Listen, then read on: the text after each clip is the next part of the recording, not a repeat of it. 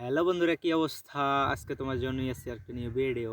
ভাই, আজকে আমরা আসছিলাম শস্য খেতে, আর এখানে ভাই এই শস্য খেতে আসি ভাই, ঘ্রাণগুলো এত সুন্দর, তোমরা আসলে বুঝতে পারবে এগুলা এত মনোমুগ্ধকর ঘ্রাণ। আর এখানে ভাই শস্য ফুলগুলাতে দেখতে অনেক যে সুন্দর, তোমরা দেখতে পারো ভাই। আর এখানে এগুলোতে আর আমরা এই শীতকালে কি করে জানো?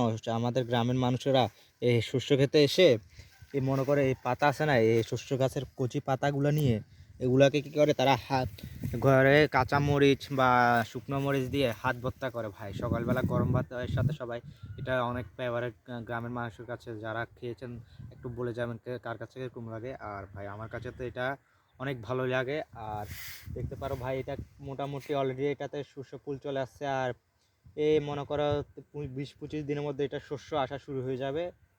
আর এখানে আমরা দেখো এগুলা ফুলগুলা ভাই দেখলে মনোমুগ্ধকর একটা জায়গা। এগুলা দেখতে পারো শস্য ফুলগুলা ভাই, এগুলো দেখতে এত সুন্দর লাগে। তোমরা যদি আসো দেখো দেখবে গ্রামের এগুলা মানুষেরা অনেক কিছু অনেক ভালো লাগে এগুলাতে। মনে করো যেগুলা না দেখা, অনেক শহরের মানুষ অনেক কিছু দেখে না, যেগুলা গ্রামের মানুষেরা দেখে এখানে ভাই। এটাই গ্রামের নিচে বলতে বলতে কিছুদিন আগে মনে করে শস্য ক্ষেত যেটা ছিল, আগে এরকম জমি না ছিল, ধান কাটার পর এখন আবার এটাতে আবার শস্য ফলানো হয়েছে। আবার মনে করে 1 থেকে 15 থেকে 20-25 দিনের মধ্যে এটা আবার এখানে ধান রোপণ করা হবে শস্য ওঠার পরে। আর এইভাবে মনে করো গ্রাম বাংলার মানুষেরা এইভাবে যে খ্যাত করে ধান করে মানুষেরা তাদের জীবন নির্বাহ করতেছে।